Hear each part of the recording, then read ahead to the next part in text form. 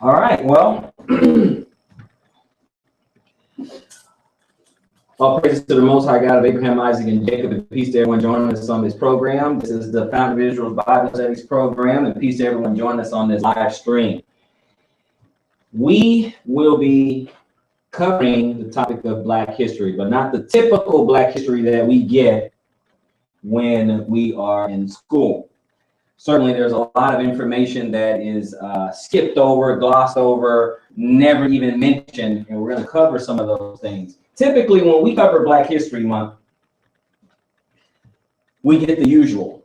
We get your Malcolm X's and your Martin Luther Kings, your Harriet Tubmans, and your George Washington Carvers, and your Rosa Parks, and the like. And a lot of times when we're taught Black history, it starts from the slave ships. And half the time we don't know our history beyond the slave ships. We think that we're just, all we know is we pick off the west coast of Africa, and then that's when our history began. But we're going to learn that the Bible says something quite different, or at least a little bit more than what we've been taught traditionally. Now, we know the all too familiar refrain that, history is taught by the victors. That is true. That's why we have not been privy to the rest of the story. So today in this series, in fact, the whole month, we'll get the rest of the story. Now, before I begin, I just want to point out a few things. If someone watching this program or listening right now, and we're talking about Black history, and you feel that, what does it matter? Well, if it mattered enough to hide the truth, then it matters enough to reveal the truth. If you feel like, okay, well, this whole thing will start making people feel a certain way, that it would engender hate from certain people, that's not my problem. If you feel that there's going to be some guilt, that certain races will feel guilty, that we have to cover this, and not all history is pretty and lovely, that's not my problem. All I'm here to do is just present the truth. And for some people who's hearing the truth for the first time, it'll shock you. It'll shock you. And some people will wonder, well, why hasn't this information been shared with us before? Especially when this particular information is ubiquitous. We can get this anywhere. And all we need to do is look. So what we're going to do this time is we're going to look. So I want you guys, grab your Bible. Join me over in Genesis 10. Traditional history usually starts from the slave ships, but we're going to go way back to a different ship. So let's grab our Bibles, and let's go to, first, you know what? Let me make a pit stop. I'm going to go to Hosea 4 and 6. And this will shed some light as to where we are today as a people. We're going to go to Genesis 10, but what I want to do is start at Hosea 4, and I'll read one verse, Hosea 4 and 6. And it reads, "My people are destroyed for lack of knowledge.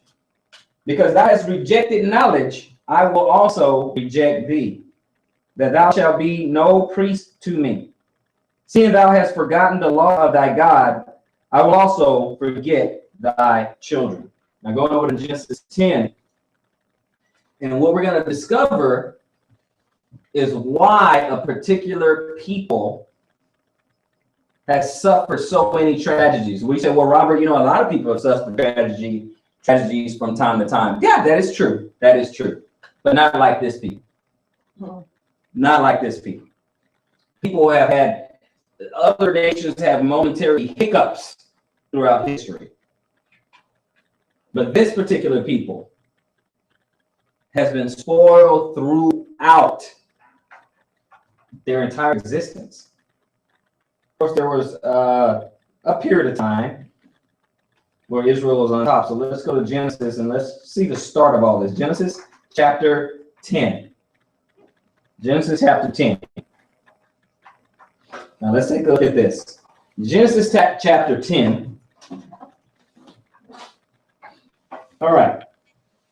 I'll pick it up at verse 1. Now these are the generations of the sons of Noah, Shem, Ham, and Japheth. And unto them were sons born after the flood. So now we know which boat we're talking about.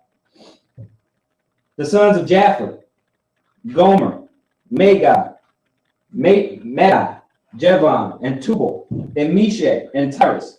Now these are Russia, Germany, these are the European nations here. And the sons of Gomer, Ashkenaz, we have Ashkenaz today, and Riphath, and Togarmah, and sons of Javan, Elisha, and Tarshish, and Kittim, and Dodanim. By these were the isles of the Gentiles, divided in their lands, everyone after his tongue, after their families, in their nation. Okay, these are the European nations here. And if you see the graphic up here, we read it, and it's right here on the chart. Okay, these are the European nations. Okay, they are Gentiles. Let's continue. Verse 6. And the sons of Ham, Cush, and Mizraim, and Put, and Canaan.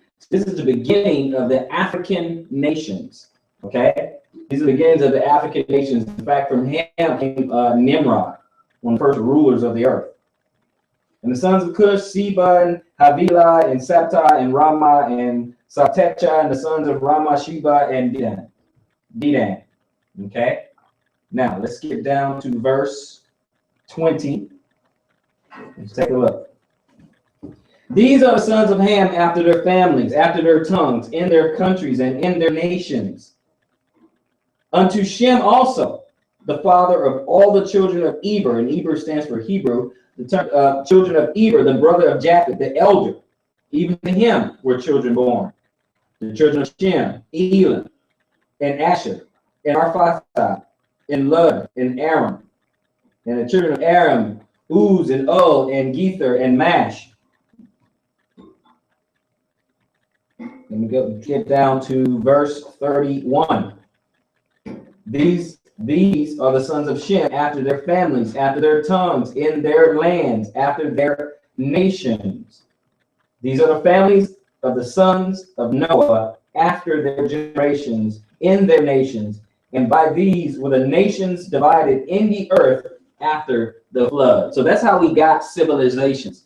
All other races and nationalities and civilizations came after that, and they're just offshoots from that. But that is how we got our nations, brothers and sisters. Okay, let's continue, because we're going to get into how there is a difference in these nations. So let's go on over to Psalm 105.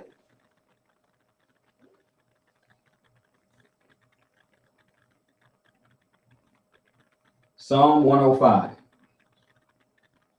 And I will pick it up to begin with at verse 17. Okay. He sent a man before them, even Joseph, who was sold for a servant. Okay. Let's get down to verse 23. Israel also came into Egypt, and Jacob sojourned in the land of Ham. So now we see exactly where they were. Okay. The Israelites went to Egypt, and they went into the land of Ham. Okay, and he increased his people greatly and made them stronger than their enemies. He turned their heart to hate his people, to deal subtly with his servants. He sent Moses, his servant, and Aaron, whom he had chosen. Verse 27, Psalm 105 and verse 27. They showed his signs among them and wonders in the land of Ham. That is what Africa is, the land of Ham. Africa came from Africanus, the discoverer, and he renamed the land. Remember, everything's renamed and changed by the conqueror, the one who conquered it, just like America, Amerigo. So Africa is really the land of Ham. Okay, they showed his signs among them and wonders in the land of Ham. Okay, now let's take a look at what Zondervan in the Revell Compact Dictionary has to say.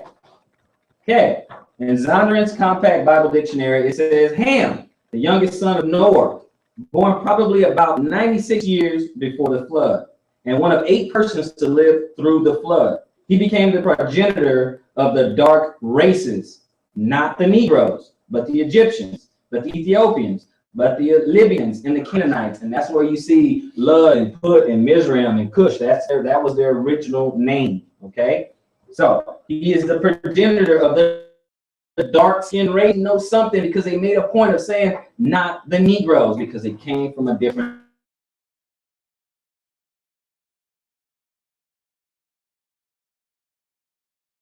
sex and race in volume 2. It says, why do scholars say Negroes are not African? It's because they're referring to race. Just as there are multiple different classes of people who live in Africa, the earliest Jews were in all probability Negroes. Abraham, their ancestor, is said to have come from Chaldea, and the ancient Chaldeans were black. So declares J.A. Rogers from Sex and Race, Volume 2. Black Americans now are in position as never before in modern history to rediscover and reclaim, if they wish, a heritage, which was profoundly influenced world history and mankind, the Hebrew heritage of Black Africa. Okay, let's see what else we have. The New Standard, let's see here, the New Standard Encyclopedia, Volume 4. Ham, the third son of Noah. According to the tradition, Ham had 4 sons, Cush, Mitzrayim, Put, and Canaan. As it well known, North Africa is peopled by tribes of dark complexion but not white blood. They're known as a Hamitic group. The more important are the Berbers and the Egyptians. True. Other tribes are so intermixed with Negro blood, it is difficult to say whether they are white or Negro. However widespread the custom, it is not correct to speak of a Negro as a son of Ham. They're not. There is a difference. Who you and I call African Americans or Black or Negro does not come from the son of Ham. It's really that simple. Okay, same melanin, different forefather. Okay, so New Compact, just to drive the point home, New Compact Bible Dictionary authorized Ham, the youngest son of Noah, born probably 96 years before the flood, and one of 8 persons to live through the flood. He became the progenitor father of the dark races, not the Negroes, but the Egyptians, the Ethiopians, the Libyans, the Canaanites. That was, part of their original name. That's who they are today, we should say. Okay, so let's see here. That's more information on Ham, which I think you guys get the point. Obviously, there's something you can look up for yourself if you have doubts. Now, let's go to Genesis 42. Okay, let's go to Genesis 42.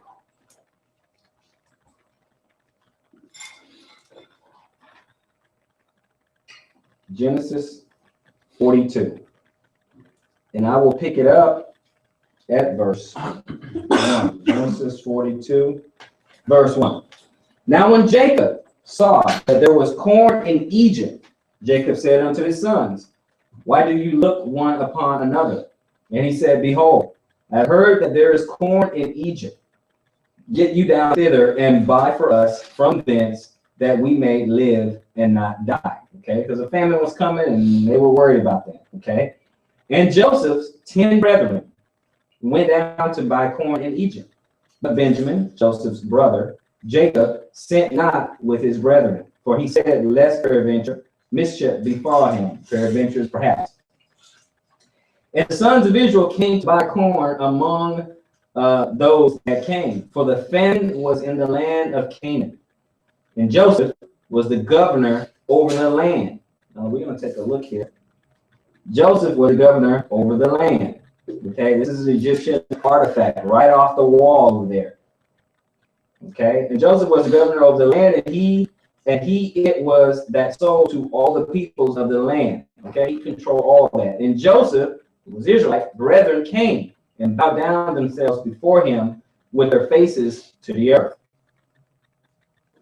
Okay, verse 7. And Joseph saw his brethren, and he knew them, but made himself strange unto them, because if you look here, I mean, he had the Egyptian garb. Of course, we had the same skin color, but he had Egyptian garb. Garb spoke, because remember, everyone had their own tongue. He spoke Egyptian, learned that. So he looked a little bit different. And, but made himself strange unto them and spake roughly unto them. And he said unto them, Whence come ye? And they said, From the land of Canaan to buy food. And Joseph knew his brethren, but they knew him not. They did not remember. They didn't know who he was. They did not recognize their own brother. It had been, I believe, over 10 years. And I'll look that up. Verse 23. And they knew not that Joseph understood them, for he spake unto them by an interpreter. So he didn't even speak Hebrew. I mean, he knew Hebrew. His brothers, they're talking, they're chattering, they're saying things, and they don't know that he knows, he understands what they are saying. They're speaking Hebrew, and then when he says something, he'll say something in the Egyptian tongue, and an interpreter will say it back to them. But he just went there just so they don't recognize who he is. You know, so he just did that for a while. But when you look here, and we're going to go to Exodus 2. Okay, these are the Egyptians. Okay, these are artifacts found right over there. Our education about Egyptian is almost laughable over here until you go over there, and they now you guys can agree that when we learn world history here in America, it's going to be different if we go learn world history in another country. Mm-hmm. Okay, that's what I'm saying. So sometimes the stuff that we learn right here it can be laughable because you go over there and they're like, well, how do you know that? So if we go running over there and we say, hey, you know the Egyptians are black, they're like, I know. Yeah, but over here it's the discovery. Because they're looking at it, they're like, well, yeah, you know, all the hieroglyphics, all this stuff, all the tombs, all the catacombs, all these things. The artwork, I mean, the Egyptians were well known for having the practice of actually leaving hieroglyphics on their walls, on their paintings. But us, we're Americans, we live a myopic life. We think this is the end-all, be-all of all civilization. But this is from Egypt. Egypt. Simple. Same melanin in their skin. Let's go over to Exodus 2. And there's some Bibles on the back table if you want one. Exodus chapter 2. Chapter 2, verse 15. Now, when Pharaoh heard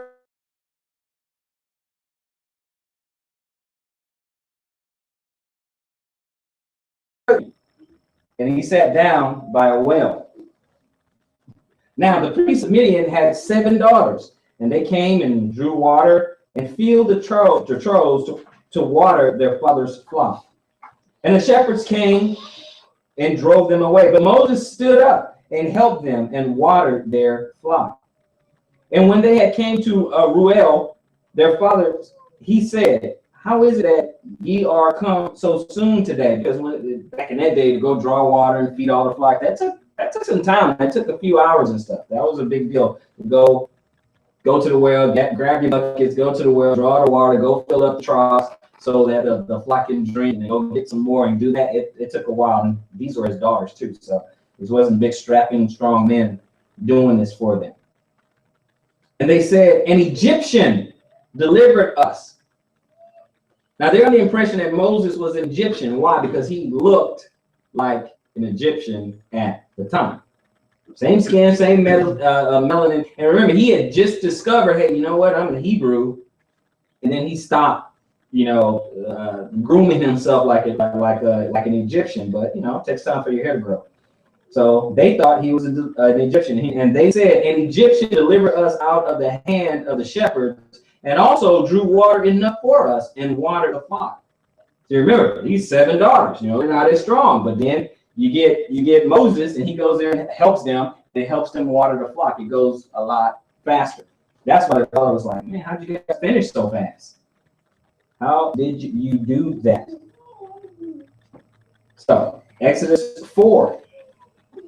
Let's go to Exodus 4. We'll look at something here. Exodus 4. So when you look over here, and I know you guys remember Michael Jackson's, remember the time, and Iman, he's an Ethiopian, but hey, they got that part right. I remember seeing that video, and some criticism was out there, and they're like, why they got a whole bunch of black people playing Egyptians? So Michael Jackson knew something. He got it right. Everybody in there was black. That's because Egyptians were black, Hamites, but still black nonetheless. Okay, black nonetheless. So he got something right. He knew something. But remember, he's well traveled. So it's not nothing for him to go over to Egypt and look and say, wow, they're all black. Okay, I've got an idea for a video. Not that hard, right?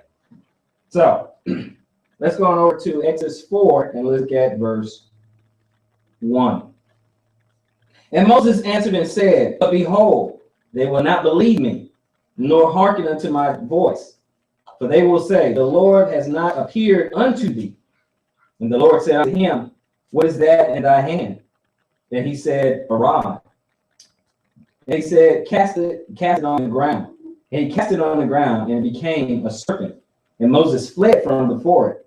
And the Lord said unto Moses, put forth thy hand. Now, of course, this is one of the miracles that he performed. But if you remember the movie 10 Commandments, you didn't see Charlton Heston do this particular miracle. You saw him throw the staff down and become a snake and all that, but you didn't see this one that's coming up. You did not get a chance to see this one. Notice, it says, and Moses said, and the Lord said unto Moses, put forth thy hand and take it by the tail. And he put forth his hand and caught it, and it became a rod in his hand. Now let's continue. That they may believe that the Lord God of their fathers, the God of Abraham, the God of Isaac, the God of Jacob, has appeared unto thee. Okay. And the Lord said, furthermore unto him, put now thy hand into thy bosom.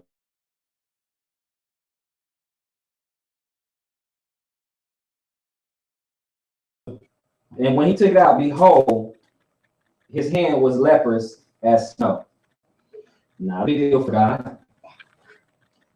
Not a big deal for God. Now, go back to that movie. Go back to 10 Commandments. Charlton Heston, a white man, fair enough, right? He's a white guy, right? Mm-hmm. He puts his hand into his bosom, and he takes it out, and it becomes white. Not really a big miracle now, is it? There's a white guy with a white hand.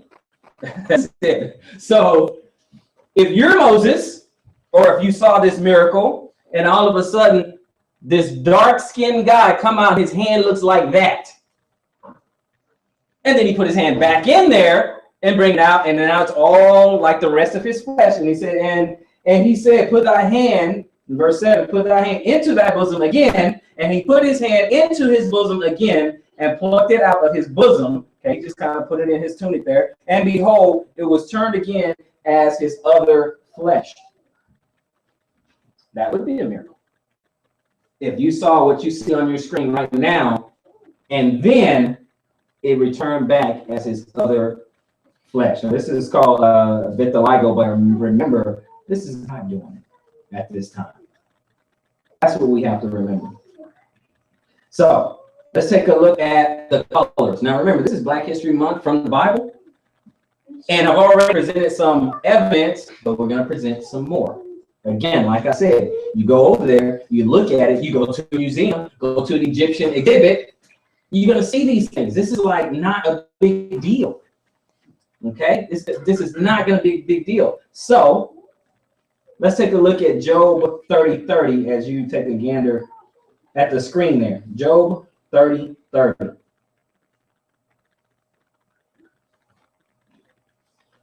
Really simple.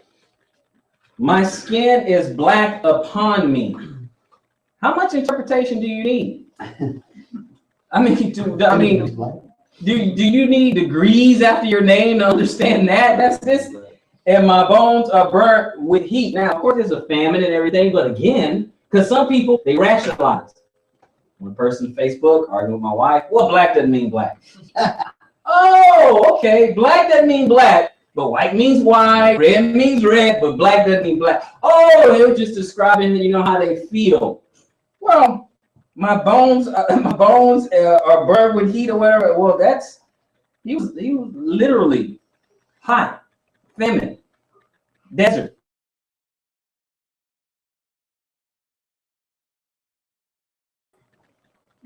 When you look at starving kids, you know, those infomercials that, you know, feed the children, send $1.50 a day or whatever. What do those kids look like? They look pretty dark, don't they? Mm-hmm. All the images that they show you, real skinny and anorexic and stuff. That was like the first image I thought, you know, when they had that protruding stomach and everything. I thought all Ethiopians looked like that. When I first started learning what an Ethiopian was, when I was little, probably, you know, my son's age, like Ethiopians, I thought they're all starving and stuff like that. Yeah, well, all that. You would think, you know, but what they have in common, they're all dark. They're all melanated people. It's that simple. Don't teach you any of this stuff in school. Don't tell you a thing about it in school. And when melanated people get sick, they get darker. They turn black, blacker, if it were possible. White people don't. Gentiles don't. Yeah.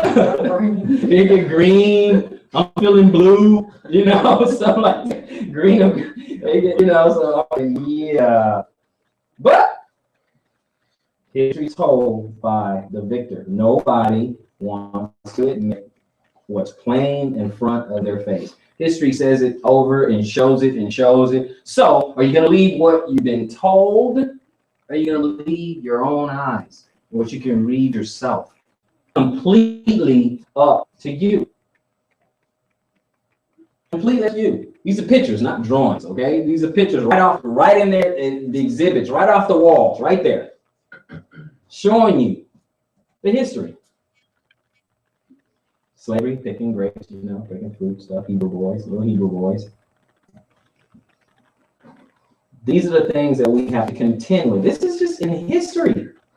Different captivities, remember, different captivities. That's why you're going to see a little difference in hairstyle, difference in what you're going to look like, whatever your slave master wants you to look like, right? Yeah. Yeah. They look, they got some melanin issues in these pictures, don't they? And as you can see, they have the color white in the pictures. It just has to be their clothes. So if their skin was white, they could paint it white if they wanted to, right? If that was the case. That's the thing. Oh, well, you know, they have, well, there's a lot of white in that picture. A lot of white. A lot of white. Oh, what's this? Yeah. Oh, they just didn't feel it. Oh, well, you know. But again, certain information you don't want people to have. Go to Songs of Solomon. Songs of Solomon, chapter 1. Song of Solomon. Someone got on me on one of my videos. When I do an S on Matthew, boy, they were upset. Like, it's not Matthews. I try to be very careful. They corrected me on video or whatever. I'm like, okay, calm down.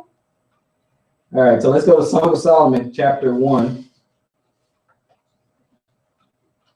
And let's go on over to chapter 1. Let's go to verse 5 and 6. Song of Solomon. I am black, but remember, black don't mean black. Mm-hmm. Even though you can read it yourself, but I am black, but comely. Now, this person talking right here, they're not sick, and they're still saying they're black.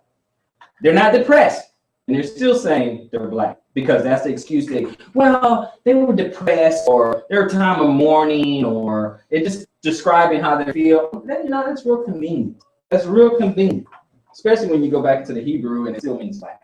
So anyway. I am black but comely, O ye daughters of Jerusalem, as the tents of Kedar, as the curtains of Solomon. Look not upon me because I am black. Wait a minute, what's that mean? You need a translation for that? Oh, in some versions of the Bible, some translation, they did take the word black out. That's why we go King James.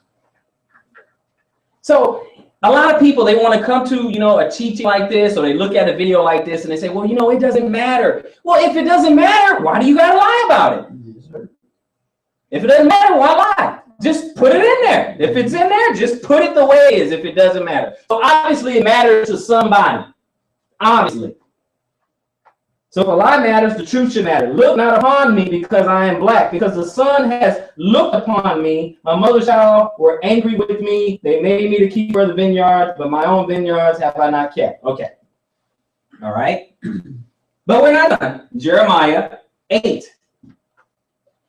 A lot of times we don't even know it today, which is 2 books up. Jeremiah 8. Let's go to Jeremiah chapter 8. Jeremiah chapter 8. And we're going to look at verse 21. Verse 21 in Jeremiah 8 says, what? For the hurt of the daughter of my people, I am hurt. I am black. Astonishment has taken hold of me. So when people say, well, why are these black people, why are these melanated people, why are they saying that they're Israelites? Well, they have a reason. There's a reason why they're saying that. Because the Bible is saying that they're black, and you look at a particular people, and we're dealing with the color and the curses. Right now, we're dealing with the color. We're going to go right into the curses in a second. Okay? We're just establishing color so people don't think, oh, well, they're just making that up. Okay? Go to Jeremiah 14, same book. Go to chapter 14. We're just picking out, looking at some of the color, just so we can get an understanding here. So people don't say that you're crazy. Okay? Now, again, this one is mourning. Judith mourning, Jeremiah 14 and 2. 14 and 2. Judith mourneth, and the gates thereof languish. They are black unto the ground, and the cry of Jerusalem is gone up. They are black. It's really that simple. They are. Indeed, they are black. Okay? Let's go over to Lamentations, the very next book. Okay? Lamentations. Chapter 4. Lamentations, chapter 4.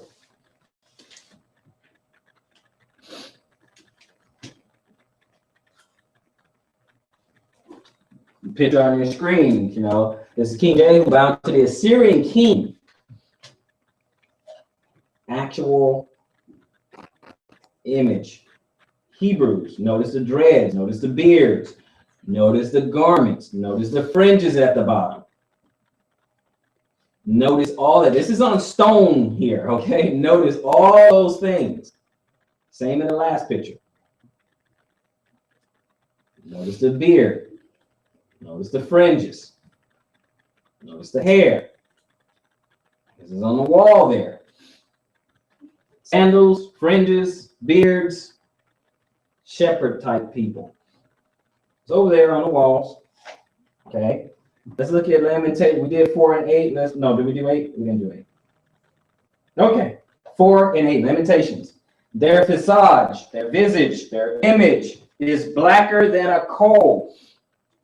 They are not known in the streets. Their skin cleaved to their bones. It is withered. It has become like a stick. Okay, this is a famine. Okay, but again, black, still black. Still black. Same book, Lamentations 5. Go to the next chapter. Okay, really easy to find. Go to the next chapter, and we're going to look at verse 10. I just had an epiphany, and I know that's true. You never see the commercials doing it for no Caucasian person. You got a point. I've never seen it. I've never seen it. Yeah, I'm not going to say it doesn't exist. I'm going to say I never seen it because I've never seen it. Interesting. I've never seen it.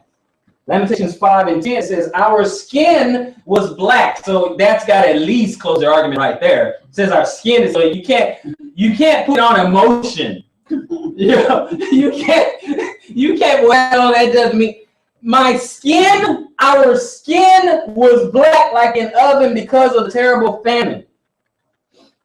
Only melanated people get darker when they get sicker.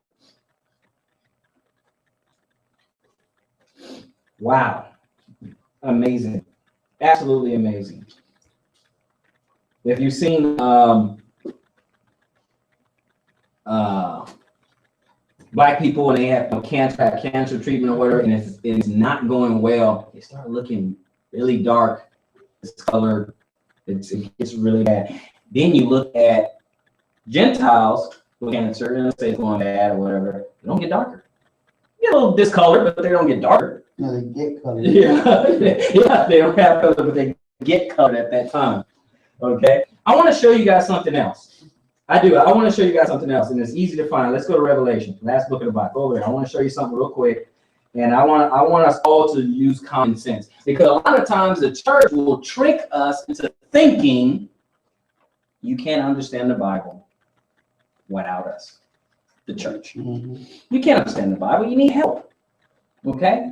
So me personally, I like to make things simple. I like to take the complicated and just make it simple. Okay? You don't get a grand prize for overcomplicating something and confusing people. There's no victory in that. There's no edification in that. So I like to make things simple. So let's go to Revelation 1. Okay? And okay, I want to go to 14. I want to look at something real quick. Revelation 1 and 14, it says, his head and his hairs were white like wool, as white as snow, and his eyes were a flame of fire. You guys saw that, right? Okay. Now, let's go to Daniel. Okay. Let's go to Daniel 7. Just common sense. I'm going to let you make your own judgment. Okay. Go to Daniel.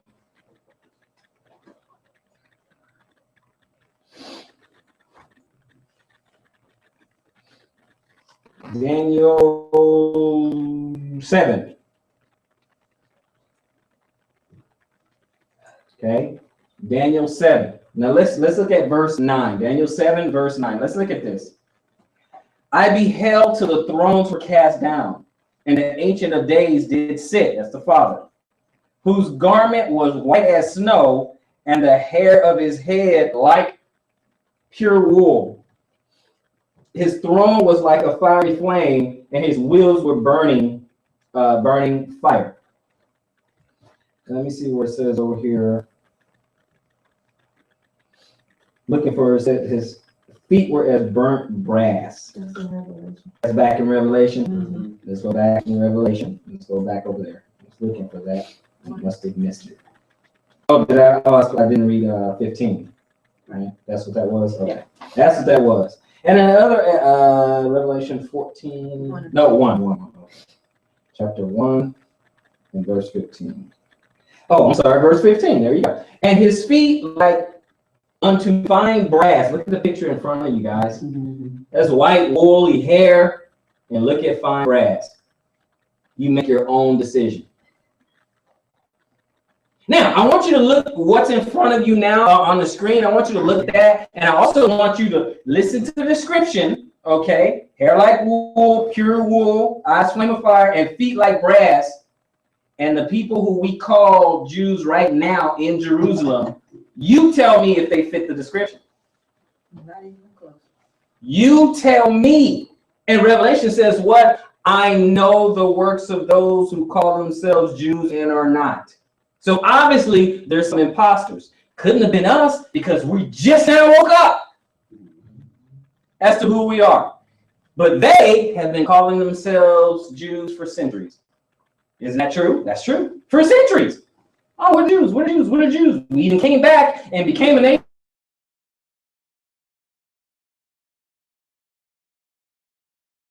In Revelation, what is that? Let's get that in 2:9. It's 3. Isn't that 3 times? 2:9 and 3:9. 2:9 and 3:9. There you go. So 2:9 says, okay, chapter 2, verse 9. Real simple. I know thy works in tribulation and poverty, but thou art rich.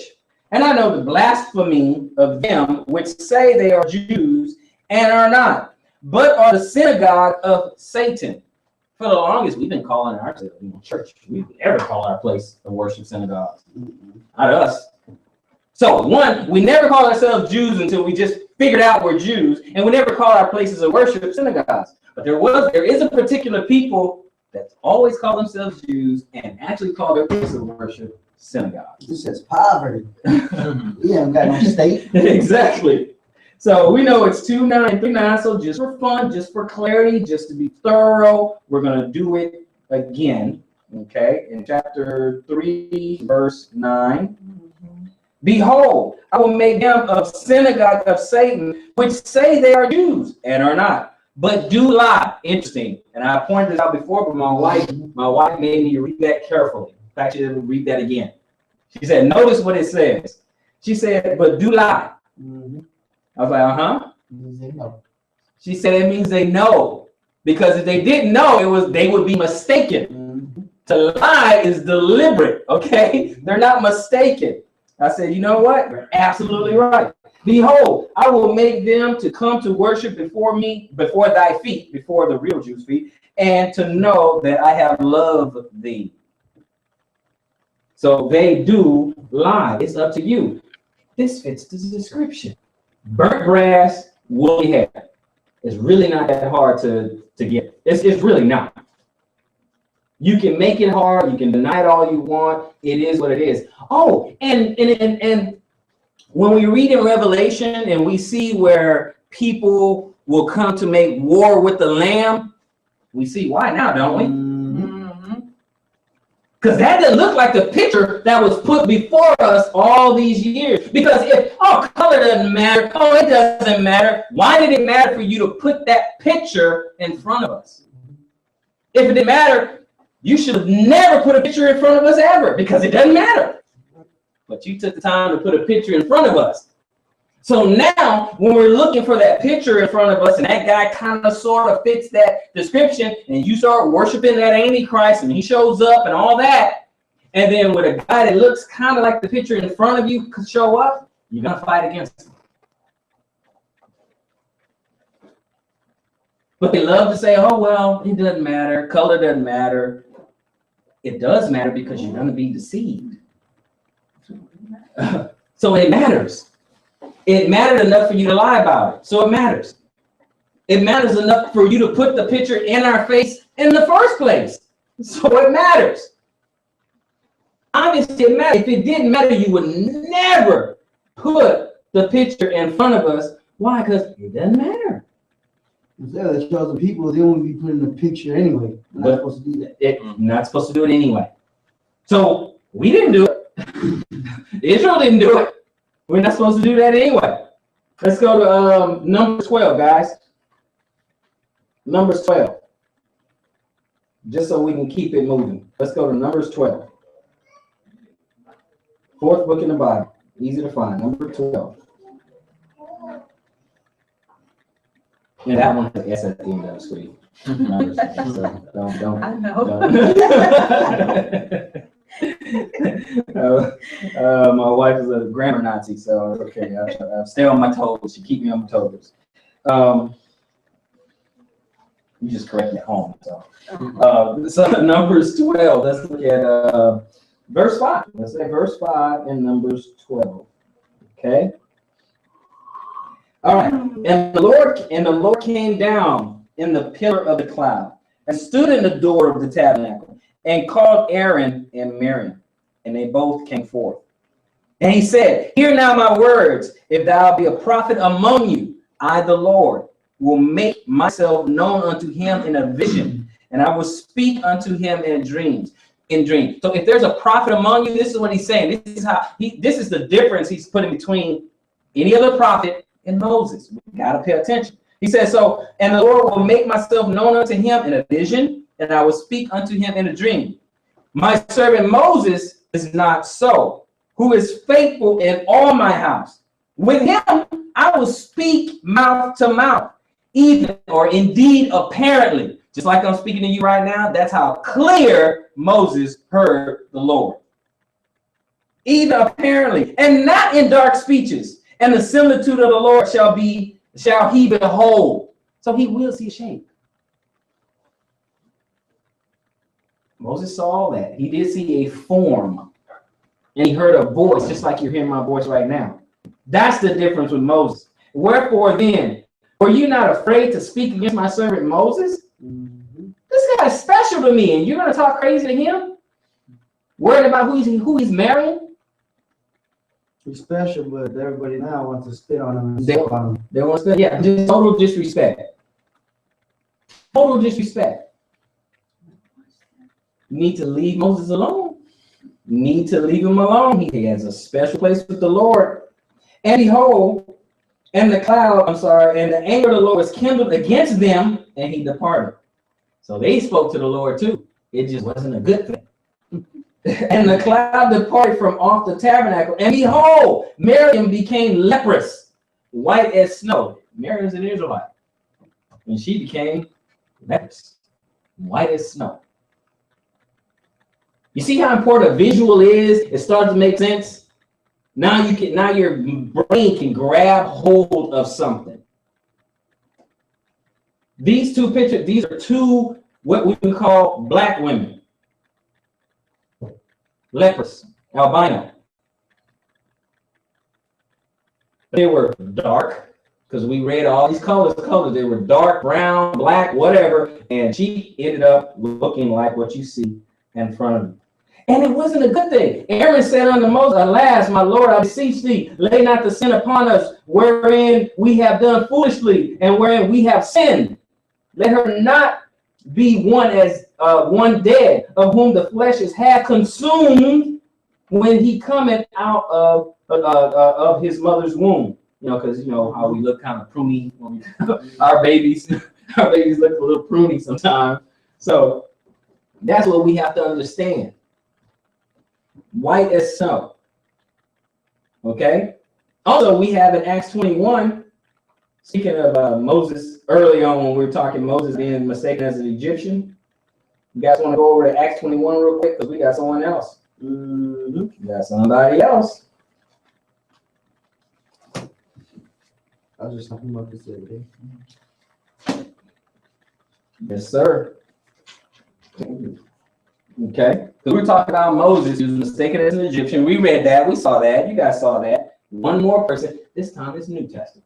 Because you know, people they start acting all funny and sweating and stuff when you stay in the Old Testament too long. They start feeling all funny. Okay. So let's look over in Acts 21. Okay, Acts 21. Pick it up. Let's pick it up over at verse 37. Acts 21, 37. 37 says this. And as Paul was to be let into the castle, he said unto the chief captain, may I speak unto thee? Who said, canst thou speak Greek? He was asking, can you speak Greek? Or art not thou that Egyptian? So he was shocked to see a guy with skin that looks something like mine being able to speak Greek. He said, well, aren't you an Egyptian? Okay. Which before these days made us an uproar and led us out into the wilderness, 4,000 men that were murderers. Okay. Now the point was just to show you he was mistaken. He was mistaken, as an Egyptian. Now, some people may wonder, well, what's the big deal? What's the hubbub about? Now we're going to get into that. Let's go over to Amos. We're going to see what a big deal is. Okay. Let's look and see what the big deal is. Amos chapter 3. Amos chapter 3. We're going to see where everything went awry.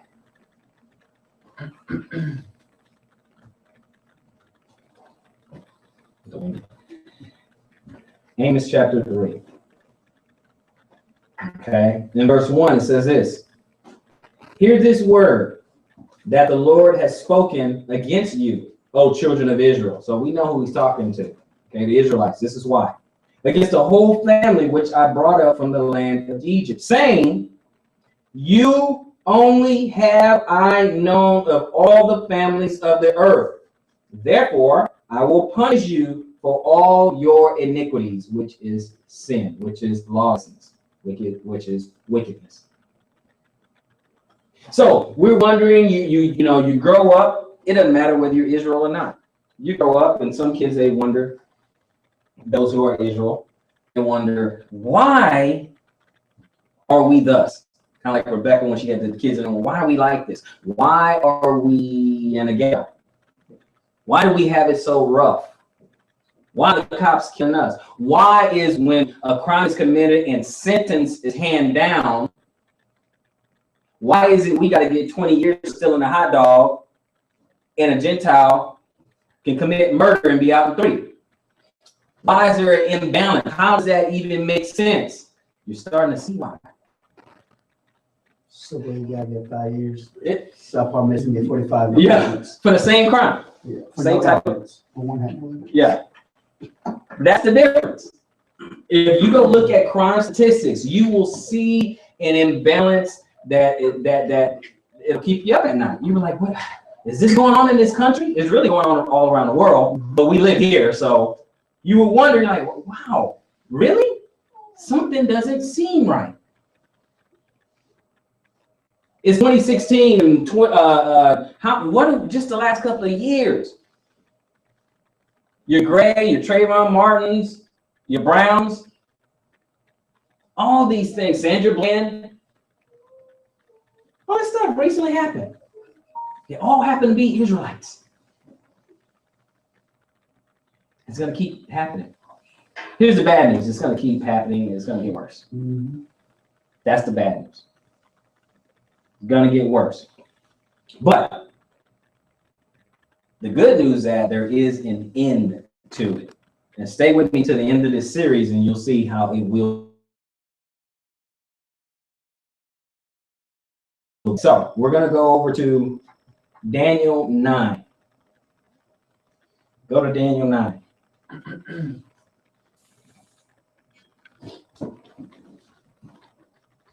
Daniel 9. 3-4 books back where you were. Daniel 9, and let's look at it over. Let's pick it up at verse 4. Daniel 9, verse 4. Let's look at this, guys. And I prayed unto the Lord my God, and made my confessions. This is Daniel praying, and said, O Lord, the great and dreadful God. That's the kind of respect we all need to have. Keeping the covenant and mercy to them that love him, and to them that keep his commandments. That ought to tell you something right there. This is Daniel, okay? And he's in captivity. It's still the attitude they had. We have sinned. Attitude we need to have. We have sinned and have committed iniquity and have done wickedly and have rebelled, even by departing from thy precepts and from thy judgments. That's exactly what we've all done. Rebelled from the precepts and thy judgment. So I'm going to drop down to verse 9. To the Lord our God belongs mercies and forgivenesses, though we have rebelled against him. Have we not rebelled? Have we rebelled? Mm-hmm. Okay. He said, thou shalt not, we do it. Mm-hmm. He said, do this, we don't do it. We've rebelled. Verse 10, neither have we obeyed the voice of the Lord our God to walk in his laws, which he set before us by his servants, the prophets. Okay, we have the prophets in our hands. We need to do what they're saying. Okay, now, verse 11, yea, all Israel have transgressed thy law, even by departing, that they might not obey thy voice. Therefore, the curse is poured upon us, and the oath that is written in the law of Moses, the servant of God, because we have sinned against him. The curse. Interesting. The curse. We need to find out what the curse is in. And notice we got to go back to see what the curses is. So we got to go to Deuteronomy. And in verse 13. We got to go to Deuteronomy in verse 13. Yeah, as it is written in the law of Moses. I'm gonna say that right there. As it is written in the law of Moses. Thank you, brother. All this evil is come upon us. Yet may we not our prayer before the Lord our God, that we might turn from our iniquities and understand thy truth. I like that, brother. That was good. That deserved to be in here. That deserved to be there. That's what happened to us. So when you were younger, you were wondering, how come, why we have to struggle? Why are we on food stamps? Why did my dad leave and my mom got to work 2 jobs? Now you know. The curses have fallen. And so here's the thing. You can't really even be mad because the Lord told you before it happened that it's going to happen if you don't obey. Fair warning. Okay? It wasn't like it was already upon you and then he said, hey, I'm going to curse you. No, he freed you first and said, hey, you know what? I will bless you if you obey me. Other side of that coin, I will curse you if you don't. And then, you know what I'll do? I'm going to tell you what the blessings are, and I'm going to tell you what the curses are, and then you choose. One is life, one is death. You choose. Your choice.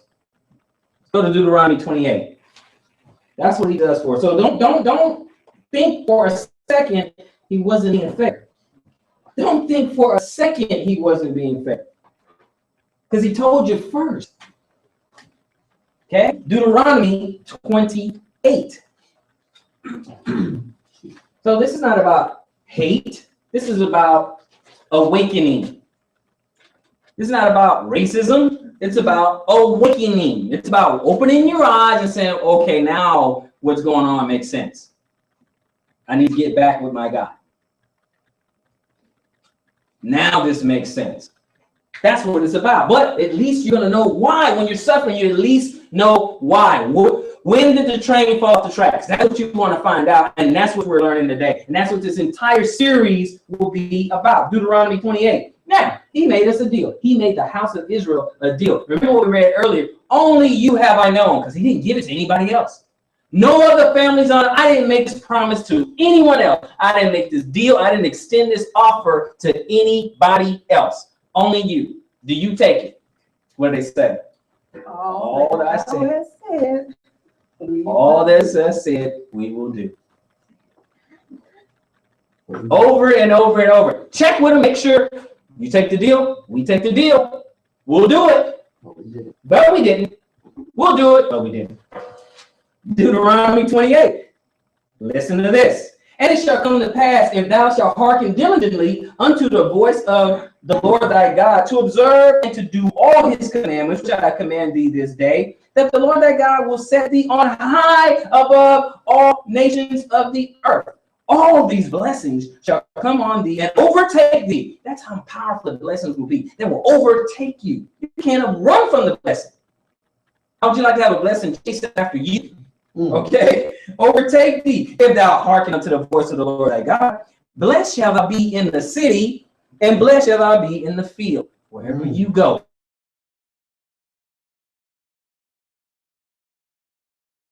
And you sell them a lot. Bless the city. You want a big time corporate CEO and build businesses and stuff. I don't care what the idea is. I'll bless it. Doesn't matter. I'll bless it. They're going to overtake you. You know the Midas touch, everything you touch on the gold? Blessing. You know it won't turn to literal gold. You know what I mean. Blessed thou shalt be in the city, and blessed shall be in the field. Blessed shall be the fruit of thy body, so your kids are blessed now. That's the fruit of thy body, and the fruit of the ground, and the fruit of thy cattle, and the increase of thy kind, and the flocks of thy sheep. Blessed shall be thy basket and thy store.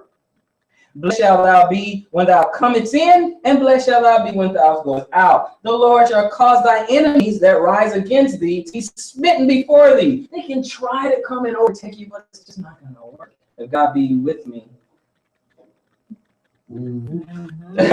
They shall come out against thee one way and shall flee before thee 7 ways. You be like, hey, why y'all running? You got the Lord on your side. Angels. This is how it could have been. And they'll flee before these 7 ways. The Lord shall command the blessings upon thee in thy storehouses. That's your bank account too.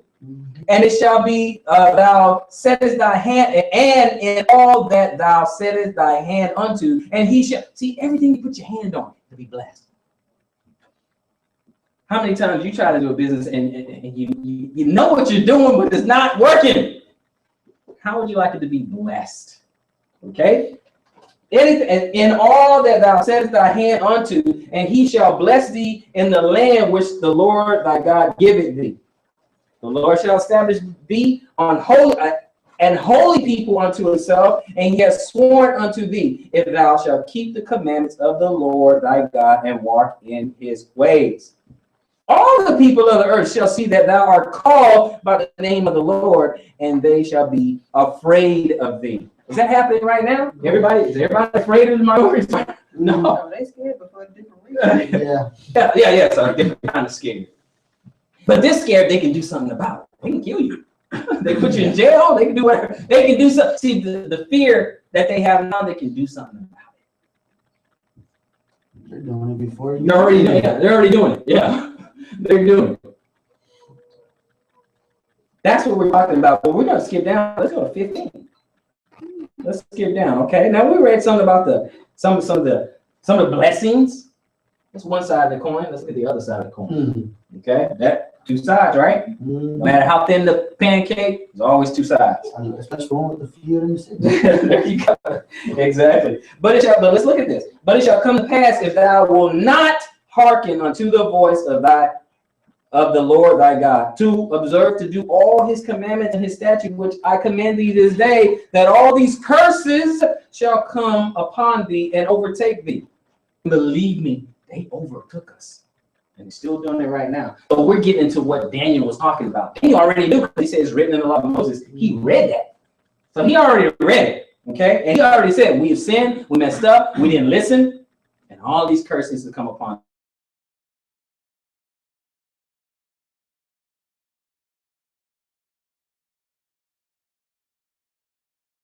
I command thee this day that all these curses shall come upon thee and overtake thee. Curse shall thou be in the city, and curse shall thou be in the field. Okay, 16, 17. Curse shall be thy basket and thy store. Struggling businesses trying to make it. I know some people probably listening on the live stream. We live right now. I know some people say, well, no, there's some minorities that, have some successful, they got some businesses and stuff like that and all that. Is that the exception or the rule? No, that's the exception. Those are just exceptions. Those are just exceptions.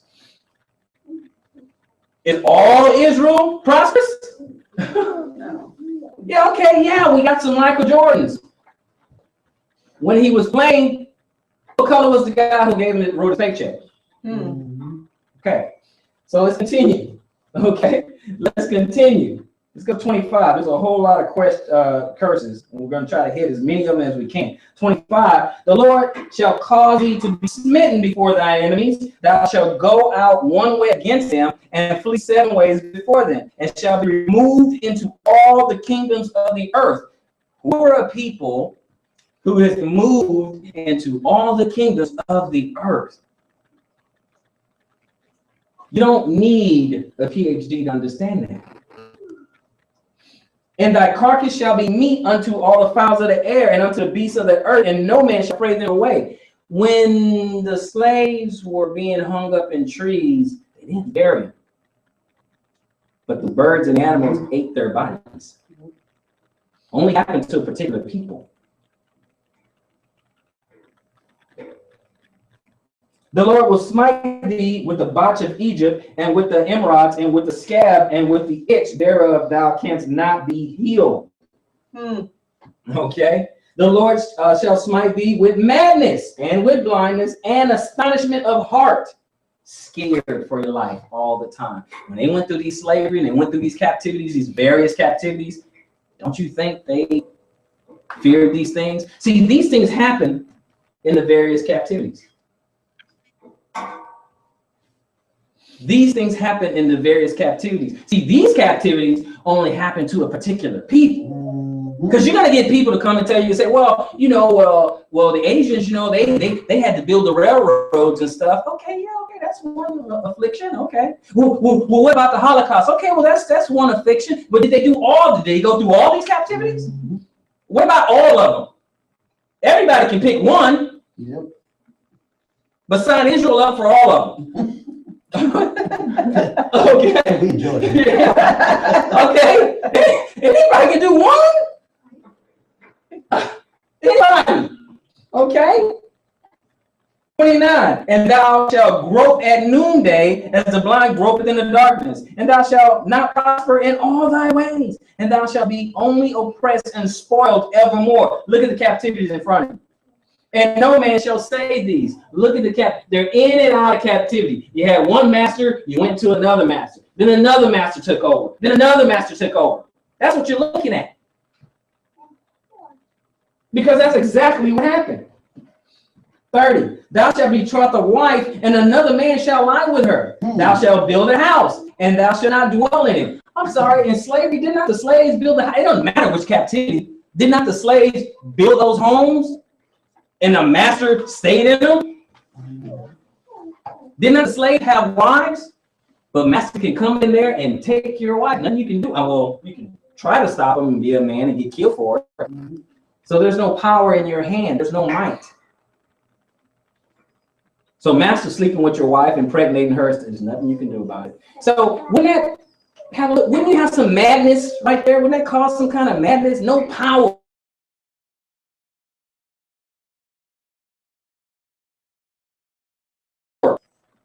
Thou shalt plant a vineyard and shall not gather the grapes thereof. Meaning gather it for yourself. You gather it from master.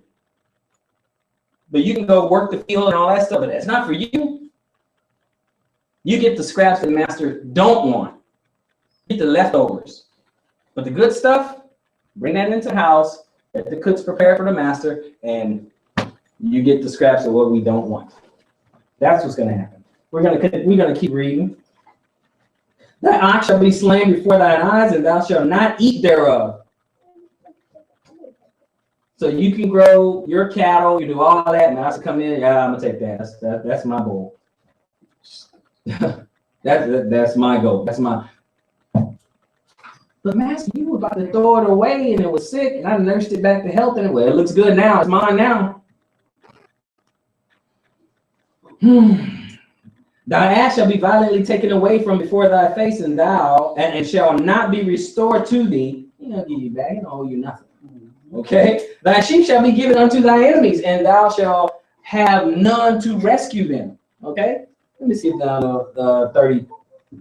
Let's see, 33. The fruit of thy land and all thy labors shall a nation which thou knowest not eat up. All this hard work, and you don't eat the fruit thereof. And thou shalt be only oppressed and crushed always. Look at the years. Egyptian captivity about 1500 BC. Assyrian captivity about 720 BC. Babylonian captivity about 586 BC. Persian captivity about 538 BC. Greek captivity about 332 BC. Roman captivity all the way up into 70 AD. Then we get to the transatlantic slave trade with the American captivity. Now, if you guys know the Jewish history, look at page 84. I neglect having a book this time, but you look at page 84. It is written by the author Rudolph Windsor, PhD. He is a historian, actually, and he read about and he talked about this first century Jerusalem, and he wrote about General Vespasian's son Titus ransacking Jerusalem as the Messiah prophesied. And one of the things, if you go to page 84, one of the things you're going to notice in the paragraph is that he said the marketplace was filled with black Jews. So get that book. I recommend you get that book there. He said it was filled with black Jews. Okay, so that was the scattering when Jesus said, when you see Jerusalem encompassed about, don't go in, flee into the mountain, all that stuff, because they surrounded Jerusalem. That's the reason why Christ said, get out. They surrounded Jerusalem, built trenches around it, started them out. No one can get out, no one can get in, can't get food in, can't do anything. Start them out, cannibalism started to happen. You read the history of that kind of thing. Scripture's talking about eating your own kids and stuff. It's because you were starving. No food coming in. Then he went in and burned it down and took all the gold and all the stuff out of Jerusalem in the temple, because Solomon built that. Y'all know how majestic that was. Just go into the history. But the Lord said it was going to happen. He said it was going to happen. Let me go over here. So at 34 it says, so that thou shalt be mad for the sight of thine eyes, which thou shalt see.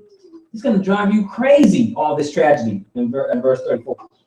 The Lord shall smite thee in the knees and in the legs, and with a sore botch that cannot be healed, from the sole of thy feet unto the top of thy head. Boy, you're going to be in a bad way.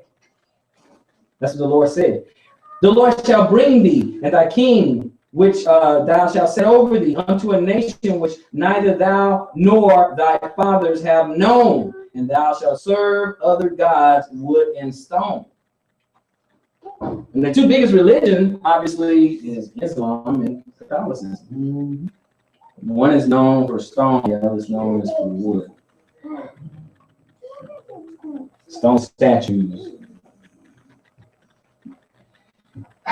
He said it was going to happen. 37. And thou shalt become an astonishment, a proverb, and a byword among all the nations. You look at this slavery, guys. This is a transatlantic slave trade. This is the trade route. The people will be scattered into all the nations of the earth. Now he says we're going to be an astonishment and a proverb and a byword. And you look at the minorities today. You look at the what you call the Negro, the Black American, and you look at it all the world. We're just in America. That's why we're focusing on that. But we know they went to other places and they have bad words and proverbs and bywords for them too. I wish I had the recordings of some of the songs that were sung in the 20s, 30s, 40s, and 50s. Songs that tease Black people. The song in Sony, is it Sony or Universal? No, it was Universal. Excuse me.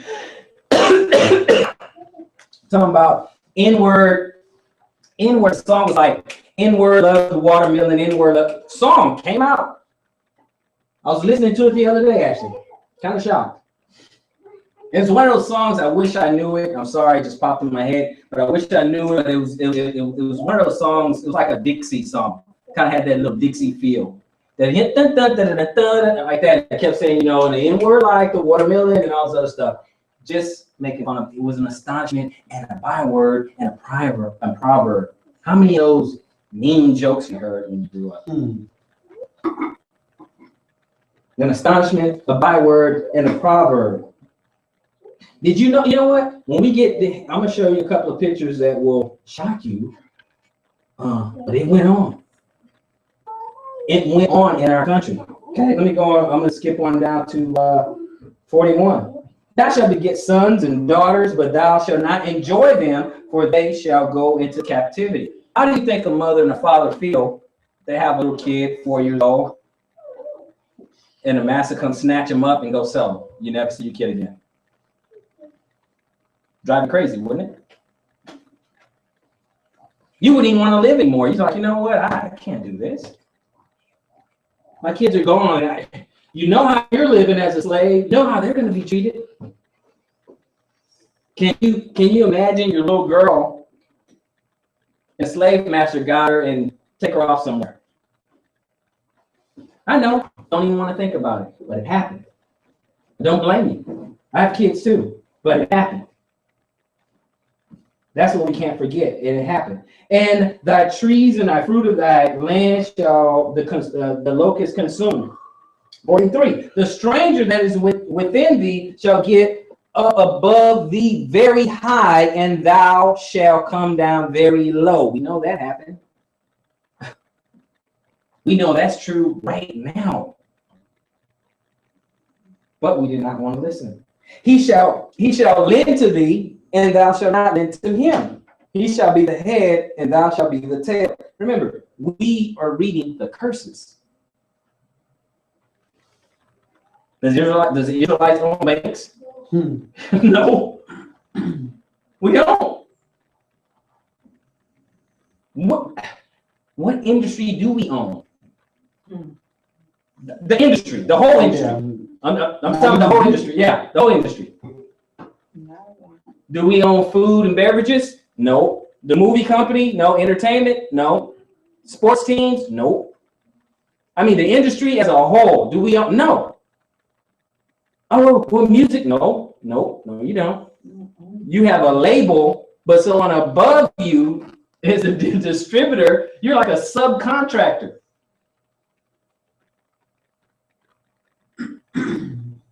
I have my own label, but I would need Sony or Columbia or somebody to distribute if I want mass distribution. I can be regularly independent, but you don't own the industry.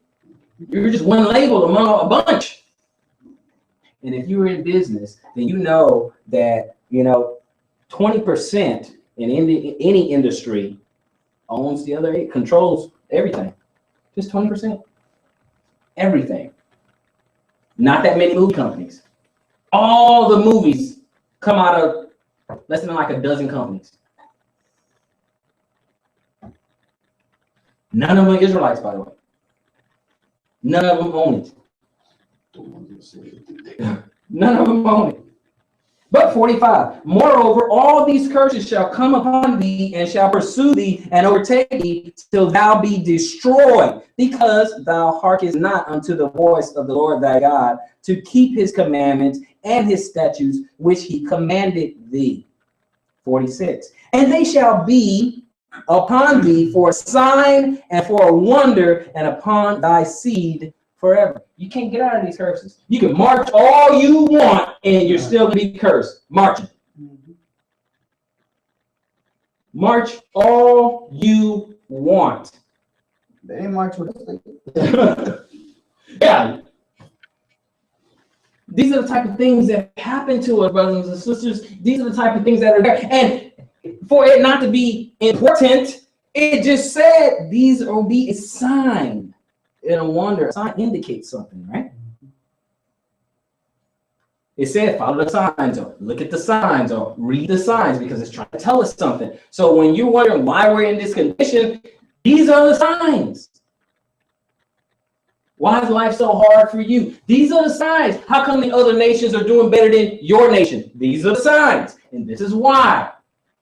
So you can recognize the people who are going through this. Curves in the field. You see the middle picture there? You're in the field. This is what it's going to be like. Look at the bottom corner, and Joel, and you know what? We're going to go there in a minute. I don't want to get ahead of myself. We'll go there in a minute. I'll keep reading. 46. And they shall be upon thee for a sign and for a wonder, upon thy seed forever. Let me go to 63.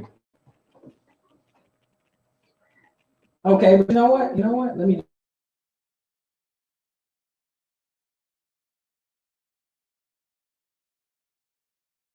Enemies which the Lord shall send against thee. In hunger, you'll be hungry, and in thirst, you'll be thirsty, and in nakedness, and in want of all things. Imagine the slave ships that we were just looking at, guys. Imagine that. Stacked head to toe. Hungry, thirsty, and naked. He kept his word, didn't he? Oh, yeah. He kept his word, didn't he?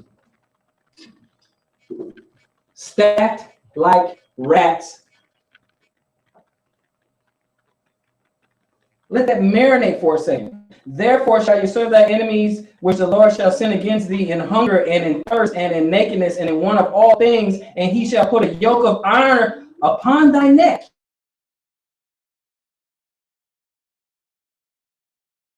A yoke of iron upon thy neck. Who else has this happened to? And you let someone else tell you, nah, come on. Come on, it happened. Why? We don't have to deny the past. It happened. Mm-hmm. Own it. We got to own it. And the people who did this got to own it. It's only about truth, not about hate. I didn't tell you have to hate anybody. I'm just saying you got to know the truth. It's about awareness. If you think it's about hate, that's your problem, not my problem. It happened. If it mattered enough to lie about it, it matters enough to tell the truth about it. The Lord shall bring a nation against thee from afar, from the end of the earth, as swift as the eagle flieth, a nation whose tongue thou shalt not understand. If that is not America, there is no such thing as America. What's our national symbol? Eagle?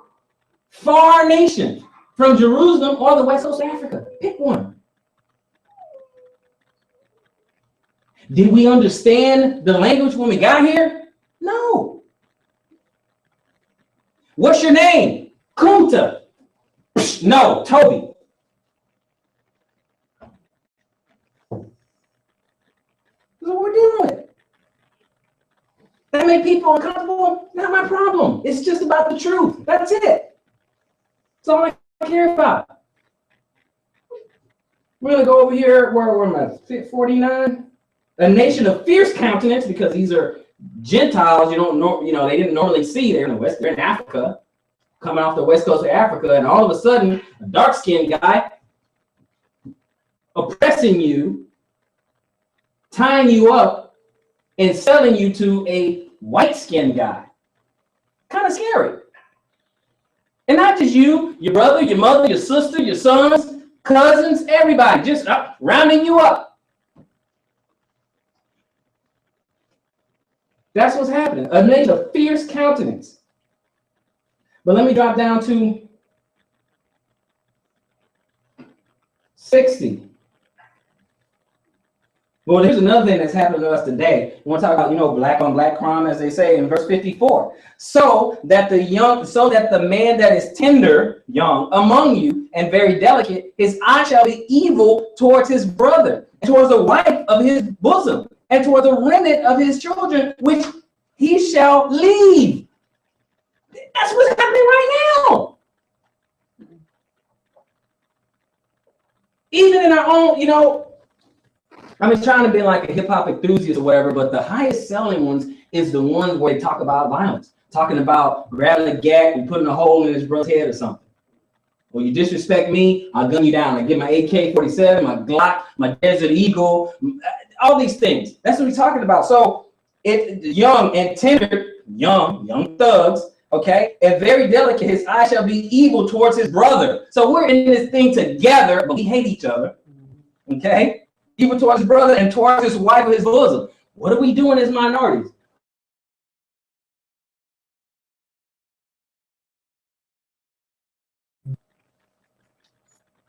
And we're in this struggle together. Curse on me, curse on my wife, but I just beat the hell out of her. I don't know any better. Oh, but it's not done towards the wife of thy bosom and towards the remnant of his children, which he shall leave. Which nation has the most broken homes and dad is not there?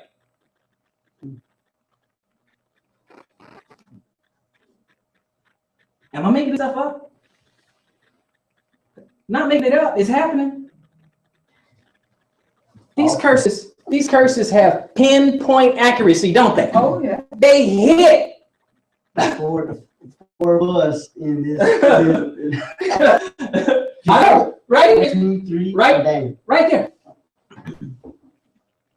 The Bible is alive. The Bible is alive. They're like, wow, this is happening right now. So Daniel was right when he said it fell upon us. He hit it. He was not kidding. You know what? Right now, those curses have fallen upon us right now.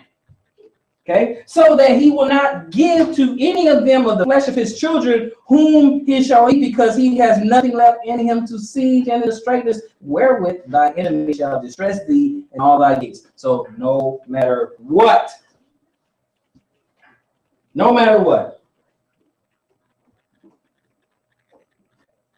Okay, now we can't let our wives get out, We can't let our wives, because we got some treacherous women at 56. The tender and delicate woman among you, which would not adventure to set the sole of her feet upon the ground for delicateness and tenderness, her eye shall be evil towards her husband of her bosom, and towards her son, and towards her daughter. You got women leaving their children too.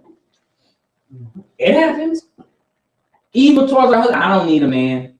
Oh, I don't need him. He's sorry. He's this. He's that. I'm the mama and the daddy. Isn't that the attitude?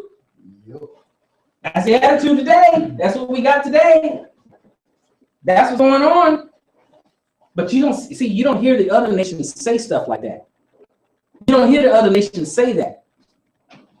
But the Israelite nation, they say that all the time. Put you on blast. Yeah. Put all your business out on Facebook. Talk trash. You don't need anybody. You really independent. Happens all the time. And towards her young one that cometh out from between her feet, so we know this is her children, and towards her children which she shall bear, for she shall eat them for one of all things secretly in the siege and in straitness. In the captivities, when there was a siege, when famine hit, when the enemy starved you out, they devoured the kids. Imagine having to live like that. Imagine that. Wherewith thy enemy shall distress thee in the gates.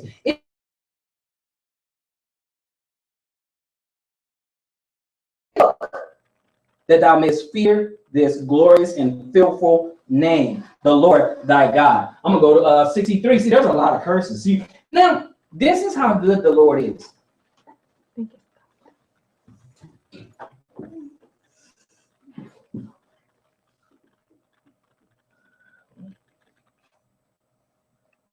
Something happened.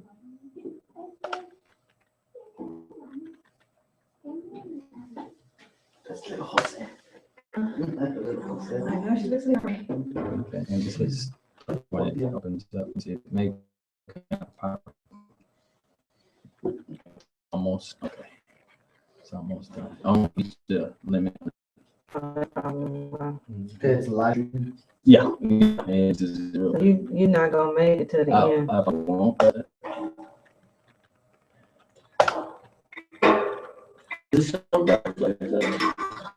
Well, you can No. your own, but Oh, which one? I think we're still on.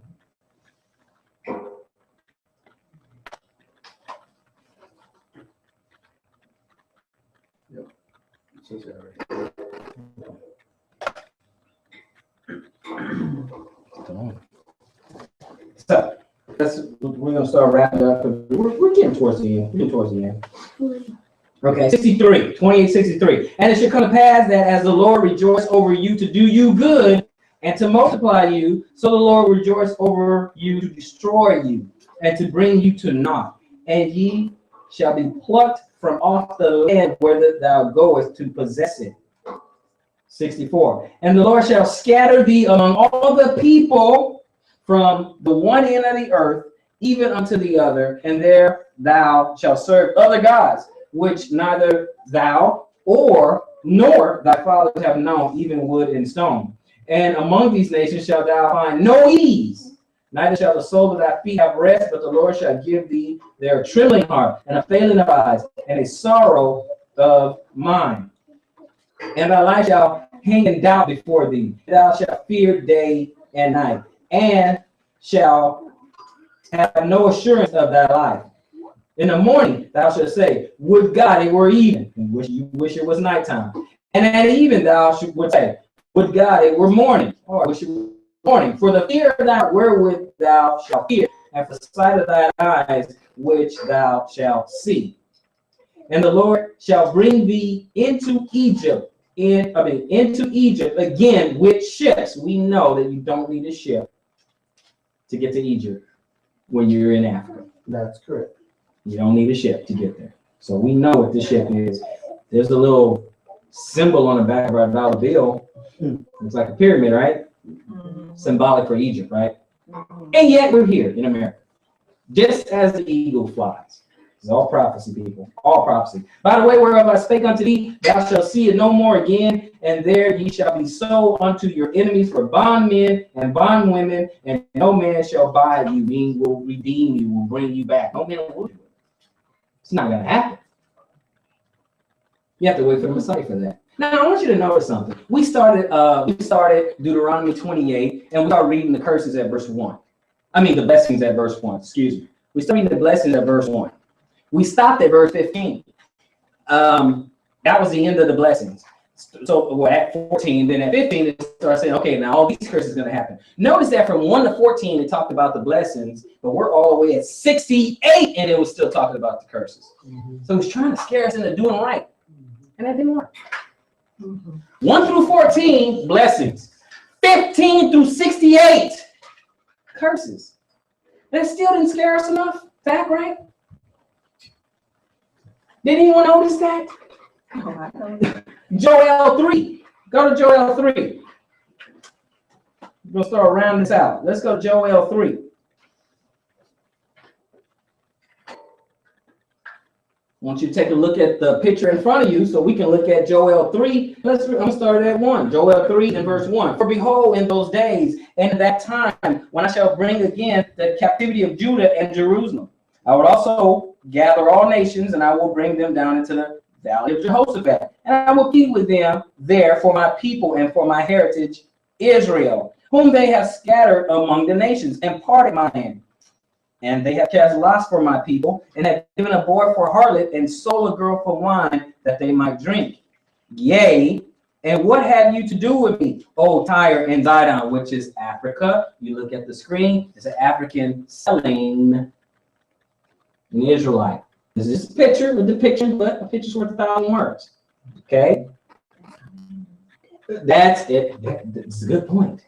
See, some people, they like to mingle it and say, okay, well, you know, well, how, well, it was black people selling black people. It was Africans who sold African Americans. Not true. It was Hamites who sold Israelites. And they know the difference. Just like if you go to Spain and you call them a Mexican, they'll cut you out. Mm-hmm. They're going to say there's a difference, right? Mm-hmm. They're going to say it's a difference. First of all, most of them yeah, that's what I'm saying. So you can't do that. In fact, I had a neighbor, and I was just a little kid. I was like 13 or something like that, or whatever, and she was legitimately Spanish from Spain. Wasn't even born here. She was from Spain, and people called her Hispanic or called her Mexican, and she didn't like it.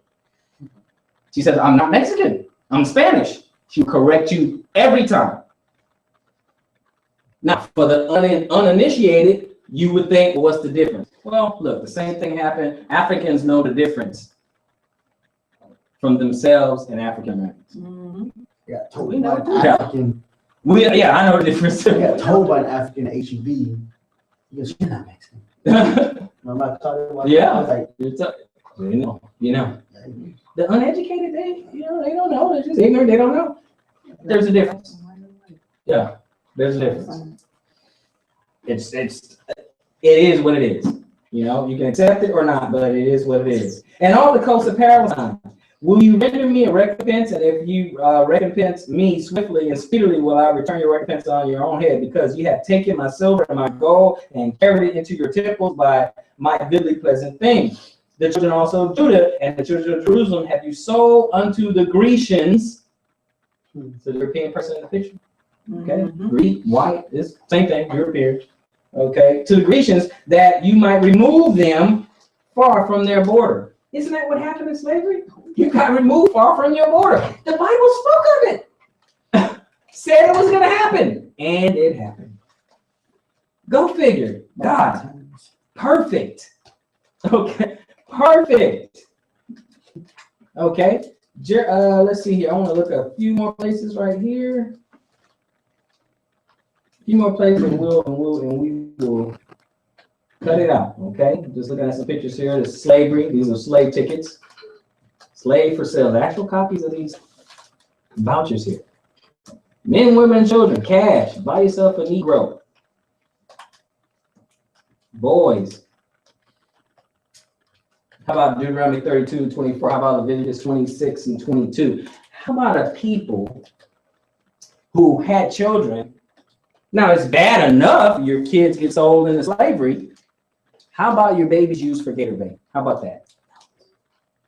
How about you're in Louisiana and Master, because he wants to catch some alligators, goes out there to the shack, grabs your little baby, your little 2-year-old, little 1-year-old, snatch him up, go over to the docks, sit the baby there, go back and hide, and wait for the alligator to come get him because he's out there crying.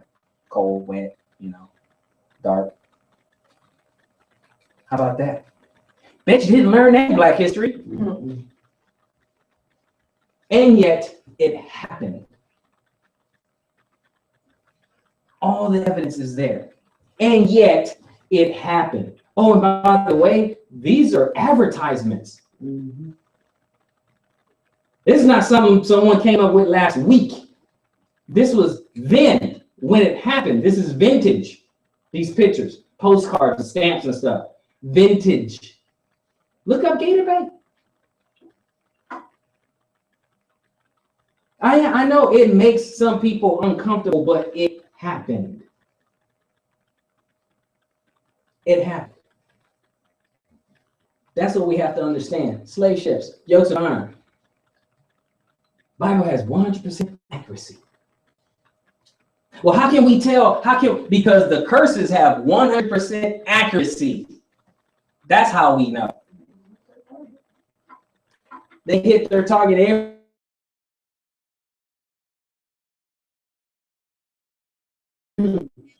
That's how I know.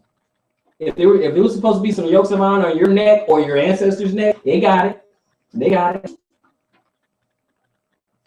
If they were supposed to be eaten by animals, they were eaten by animals. Curses didn't miss. Curses are like snipers. They get their target. Yep.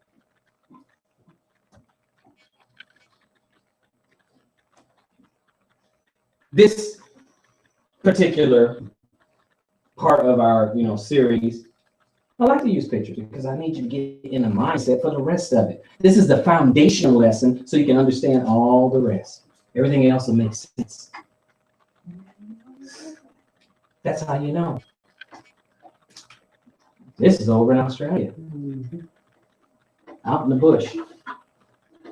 These are the guys who, they live way out in the bush, but most of them are in the jail. In the city, they're in jail. Interesting.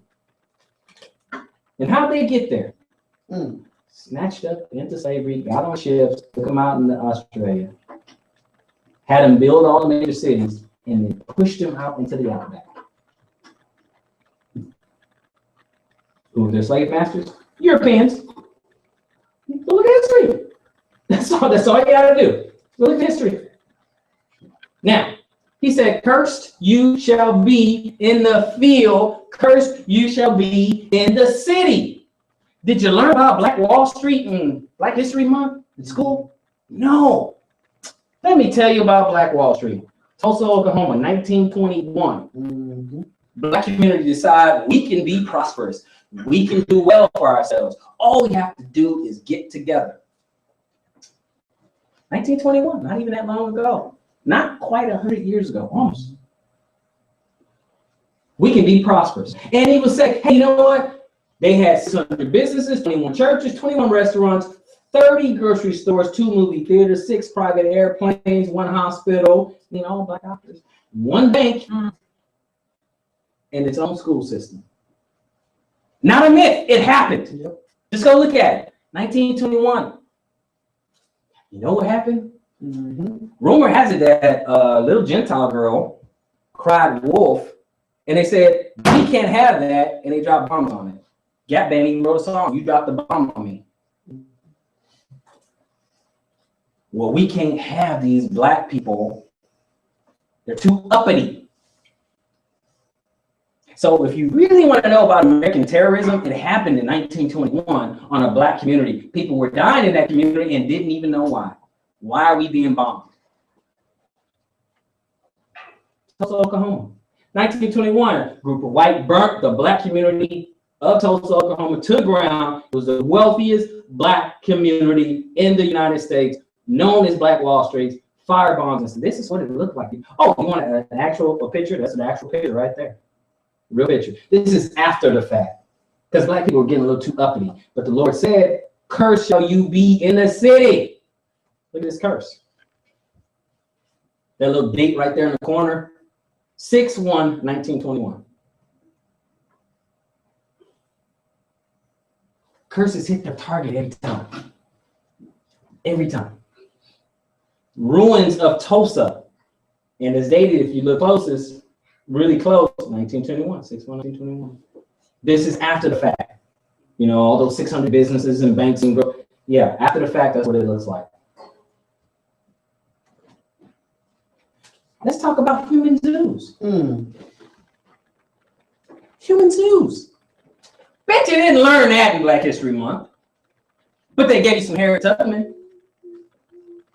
They gave you some of that. They gave you Banneker. Was it Benjamin Banneker?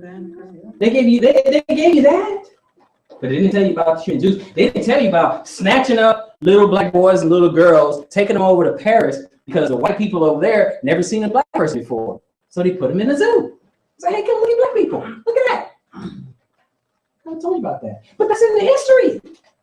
What did I tell you in the beginning of this class? If you go somewhere else and learn the history, it's going to be a little different than what you learn right here. Human zoos. I didn't have just one picture. I have another one. Look at who's looking at the baby, and then look at the baby. nobody told you. Everyone just want to put their head in the sand. Oh no, just get over it. It's kind of hard to get over it. But again, I'm not endorsing hate. I'm not telling you to hate anyone. In fact, I'm telling you, don't hate anyone. Because our forefathers kind of signed up for it and they broke the contract. So if you think I'm promoting hate, you're a problem, not mine. You heard it out of my mouth. Don't hate anybody. But that's what you need to know is the truth. That's a picture. The fuzzy side over there, that is again Europeans looking at black people in a zoo in Europe. Because they don't understand it. They've never seen it before. Hey, look at that. They're almost humans. This father figure, the mother figure, she's taking care of her young. They're almost like us. Almost. Now, I know they didn't tell you about Sarah Boardman. Interesting young lady. Snatched her up in slavery. Born about 1789. Snatched her up in slavery because of her assets. Again, never seen a black woman like that. Never seen curves like that. Never seen that before in their life. You know what? Let's do a little quick little wiki search real quick. A little rudimentary search. We're going to learn. Hey, let's learn. Don't learn, let's learn.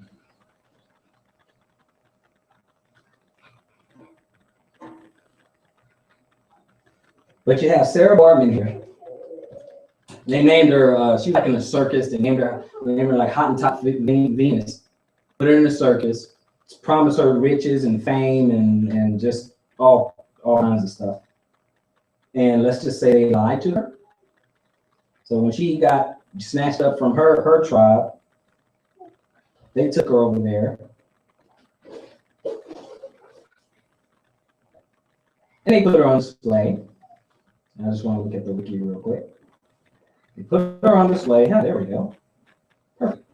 They're going to be remaking a movie. Okay, born 1790. I said 1798. So born 1790, she died 1815. Very young age. She died about 25. I'll tell you about that in a second. Spell Bartman, or Bartman is B-A-R-T-M-A-N or B-A-R-T-M-A-N-N or B-A-A-R-T-M-E-N. It just depends, but it's like sort of G Bartman, but for our tongue, Sarah Bartman. Okay, born 1790, died 1815. 25 years old. Was the most famous of at least two. Forgive me if I don't know how to pronounce the name, but Khoikhoi women who, due to their large buttocks, were subject to life in human zoo exhibits. In 19th century Europe, Bartman was displayed under the name Hottentot Venus, was then the current name of the Khoi people, now considered an offensive term. Let's go down a little bit. According to popular history, Sarah Bartman was born 1789 in Gatus Valley, South Africa. When she was barely in her 20s, she was sold to a Scottish doctor under name Alexander Dunlop, accompanied by a showman named Hendrik Caesars.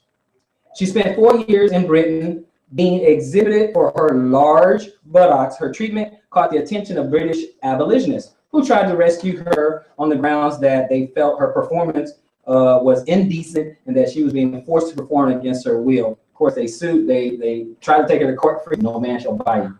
Tried to say, hey, look, she's been treated unfairly. Let her go and all this. And they said, okay, no, we have a contract. They questioned the validity of the contract. So they kept her. She stayed in the circus and human zoos and stuff like that. But you'll find a couple of things that are pretty interesting. They wanted to study her body, so they did that over like all these curves. How can she have these big thighs and this big rear end, and she's very curvaceous, okay? And they'd never seen it before, so they had to study. They almost thought she wasn't even human, okay? It was just unreal of her shape, okay? So France, Bartman was sold to a Frenchman who took her to his country. She was in France from around September 1814. An animal trainer exhibited her under more pressure conditions for 15 months. French naturalists, among them Georges Cuvier, head keeper of the menagerie of the Museum National de Hosta Naturelle visited her. She was the subject of several scientific paintings at the Jardin du Bois, where she was examined in March 1815. Okay, her body. Since her rise to prominence, Bartman's body has been used to set a borderline between the abnormal African woman and the normal Caucasian woman. So she was abnormal, the Caucasian woman was normal. Okay, because they're the standard. Okay, so let's see, Caucasian woman, the fact that she had protruding buttocks and extended labia minora made society view her as this wild or savage female. Her abnormalities, George Cuvier mentioned in the Gender, Race, and Nation chapter, made her resemble everything but a white woman. She had a peculiar jaw structure, a short chin, flat nose, resembling that of a Negro. And she was then considered to be part of the Negro race. Well, thank you. Racism. She experienced racism. Sexism. Oh, after her death, Sarah Bartman's body underwent dissection and analysis of her brain, organs, genitalia, and buttocks. Blainville and Cuvier had asked Bartman to allow them to study her nude while she had been alive, and she had refused them this request. During 1814 and 1870, there were at least 7 scientific descriptions of her body, of the bodies of women of color, done in comparative anatomy, comparing it to European women. Cuvier's dissection of Bartman's helped shape European science. Glad we can help.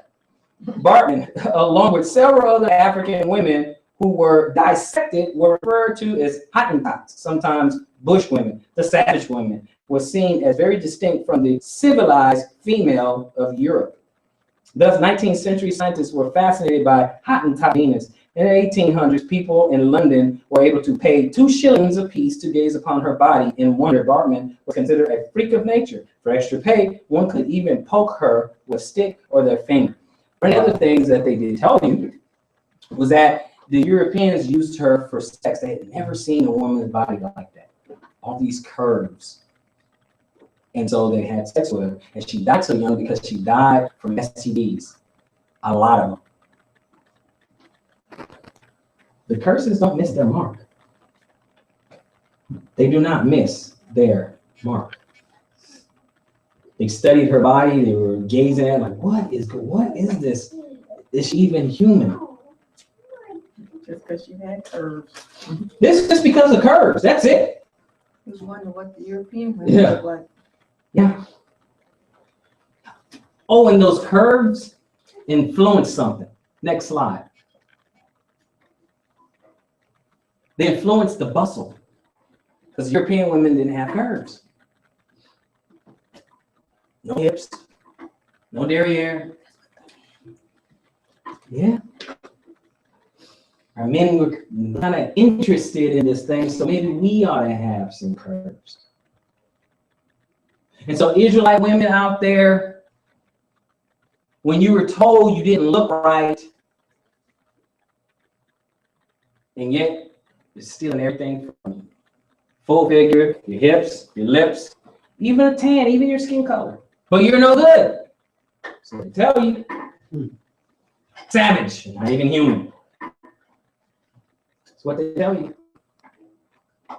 So let's go ahead and finish up here.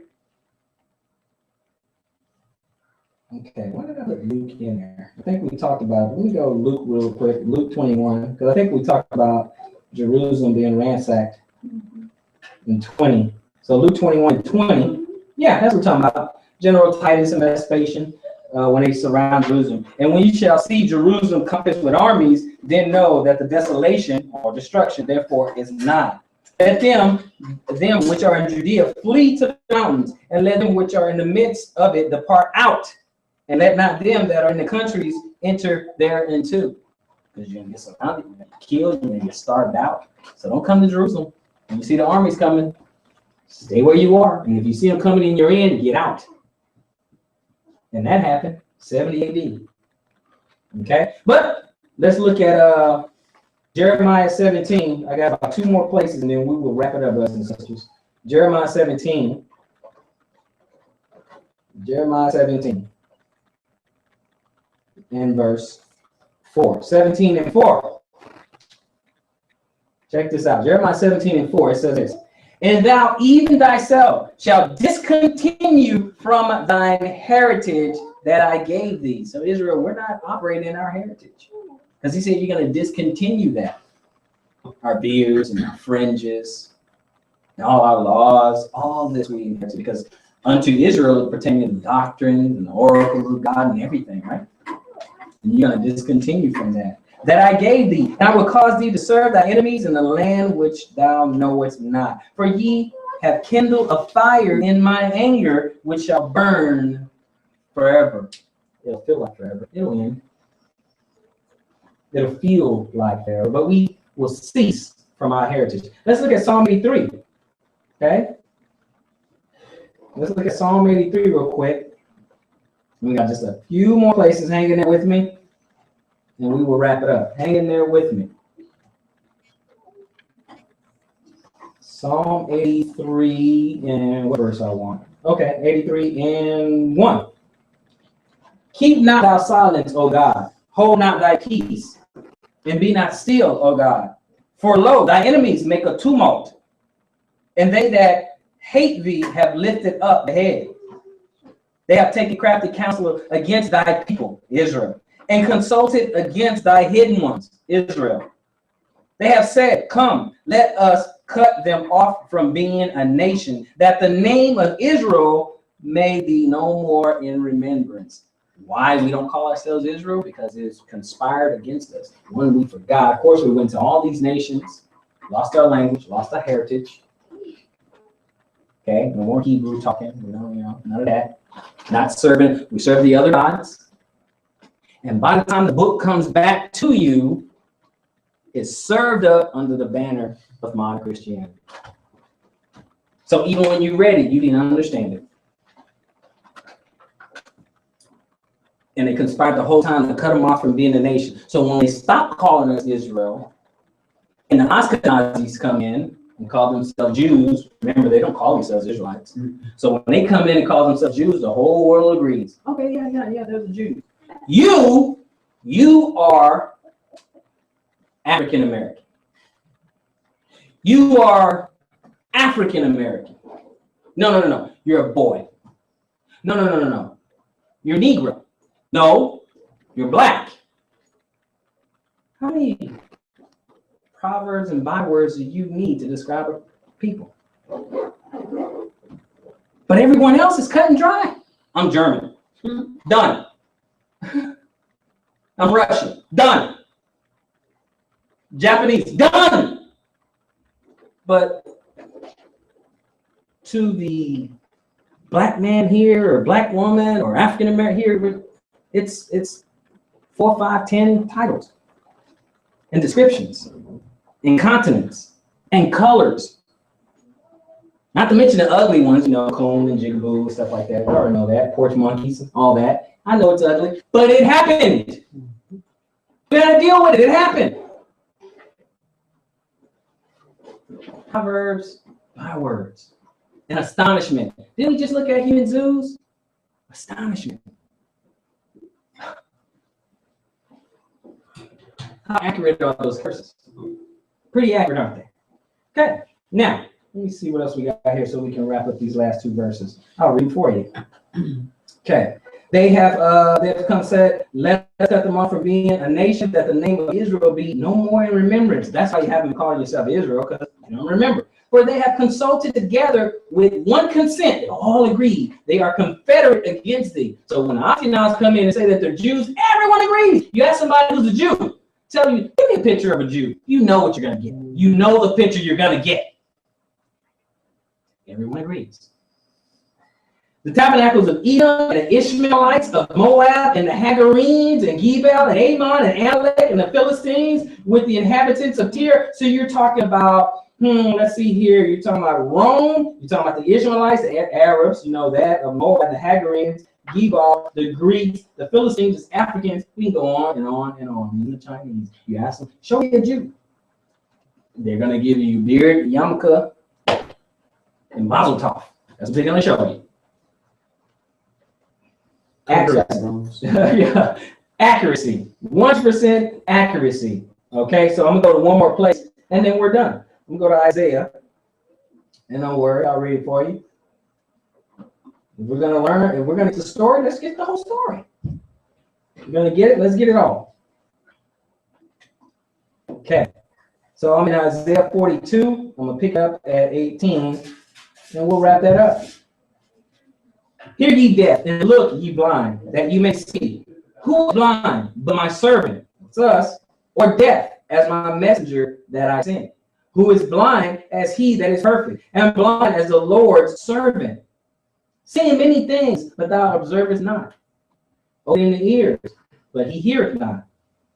The Lord is well pleased for his righteousness' sake. He will magnify the law and make it honorable. We'll do that again. But this is a people robbed and spoiled. They're all of them snared in holes, and they are hid in prison houses. Do we really have to look at the prison statistics to know who's the dominant party in the prisons? So we're still in bondage. We're still in captivity. That's what we have to understand. Because the chains are off us physically, we forget or ignore the chains that are on us mentally. They are for a prey, and none delivereth, for a spoil, and none saith, none restore. We're looking at a prison statistic where we're not, sweetheart, where the forensics for scientists cooking results, making the results, they're false. Said how many people? 10,000 people went to jail on trumped up jail charges. And we just saw the clip for drug labor, and they were innocent. And they have to like start releasing people, but they've already lost years of their life. And this one was one who did the forensics to say, okay, was it drugs? Is this, is that, is it cocaine? Is it heroin? Is it crack? Whatever. And she would, yes. You know the sad part is, even though they're acquitted, you still have a felony mark on them. Absolutely. Doesn't come off automatically. Yeah. Doesn't come off automatically. 10 years. Yeah. Doesn't come off automatically. You gotta fight to get it off. You're innocent. You gotta fight to get it off. Not everybody's lucky. Not everyone gets it off. Hid away in prison houses. Who among you will give an ear to this? Who will hearken and hear for the time to come? Now, here's for those people who might think it's racist or something. Let me just say this. It says in 24, who gave Jacob for a spoil and Israel to the robbers? Did not the Lord? He against whom we have sinned. For they would not walk in his ways, neither were they obedient unto his law. So, for anybody get that spirit of hatred in you, the Lord did it. Yep. Now, continue with us in this series, and you'll get the rest of the story. But this particular foundation lesson is just that, the foundation. Because now, all the lessons that follow the next 3 weeks, the next 3 Sabbaths, will make a whole lot of sense. The next 3. Now I'm going to end this live broadcast.